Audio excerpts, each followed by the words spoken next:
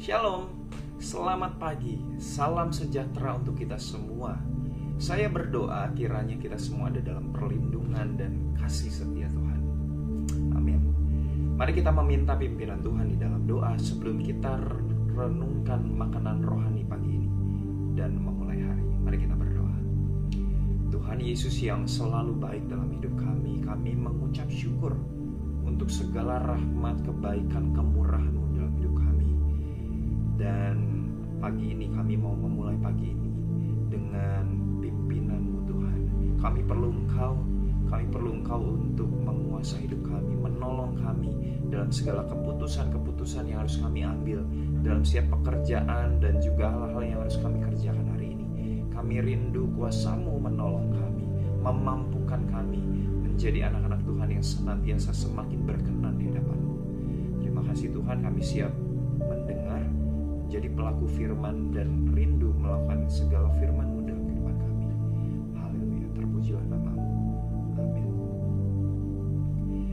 Judul renungan hari ini adalah mengendalikan emosi dalam terang firman Tuhan.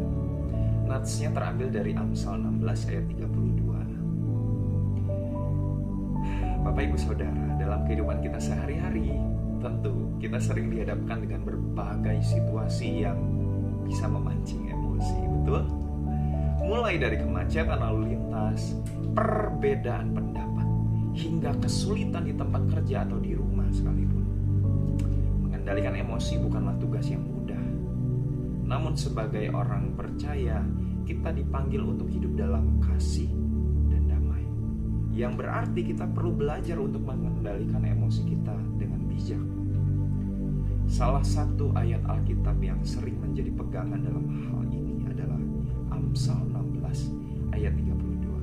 Mengatakan bahwa orang yang sabar melebihi seorang pahlawan. Orang yang menguasai dirinya melebihi orang yang merebut kota. Ayat ini mengingatkan kita bahwa kemampuan untuk mengendalikan emosi adalah tanda kekuatan sejati. Kesabaran dan pengendalian diri lebih berharga daripada keberhasilan atau kekuasaan yang didapat melalui kekerasan atau paksaan. Di dalam Galatia 5 ayat 22-23, Rasul Paulus menulis tentang buah roh yang meliputi kasih, sukacita, damai sejahtera, kesabaran, kemurahan, kebaikan, kesetiaan, kelemah lembutan, dan penguasaan diri. Bapak Ibu Saudara, semua sifat ini saling berhubungan dan sangat penting dalam mengendalikan emosi. Ketika kita dipenuhi dengan Roh Kudus, kita diberdayakan atau kita tuh dimampukan untuk menunjukkan kesabaran dan penguasaan diri, bahkan dalam situasi yang paling menantang sekalipun. Ingat panggilan kita bahwa kita ini diciptakan, kita ini dirancang, dan tentu saja kita ini dimampukan oleh kuasa Tuhan untuk menghadapi berbagai tantangan dan badai cobaan yang menerpa. Amin. Mengendalikan emosi juga berkaitan erat dengan pengampunan, Bapak Ibu Saudara. Di dalam Efesus 4 ayat 26-27 kita diingatkan, apabila kamu menjadi marah, janganlah kamu berbuat dosa. Janganlah matahari terbenam sebelum padam amarahmu, dan janganlah beri kesempatan kepada iblis. Marah adalah emosi yang alami, tetapi kita tidak boleh membiarkannya berlarut-larut dan berubah menjadi dosa. Mengampuni mereka yang menyakiti kita adalah langkah penting dalam mengendalikan emosi dan menjaga hati kita tetap bersih di hadapan Tuhan. Yesus adalah teladan sempurna dalam mengendalikan emosi. Di dalam banyak kesempatan, Tuhan Yesus seringkali menunjukkan kesabaran dan kasih yang luar biasa, meskipun dia menghadapi perlakuan yang tidak adil, bahkan hinaan. Salah satu contoh yang paling kuat adalah saat Yesus disalibkan. Di dalam Lukas 23 ayat 34, Yesus berdoa, "Ya Bapa, ampunilah mereka, sebab mereka tidak tahu apa yang mereka perbuat." Di dalam saat-saat penderitaan yang luar biasa, Tuhan Yesus masih bisa menunjukkan kasih dan pengampunan. Mengendalikan emosi juga berarti kita harus memperhatikan bagaimana kita berbicara dan bertindak. Yakobus 1 ayat 19-20 mengingatkan kita, hai saudara-saudara yang kukasihi, ingatlah hal ini.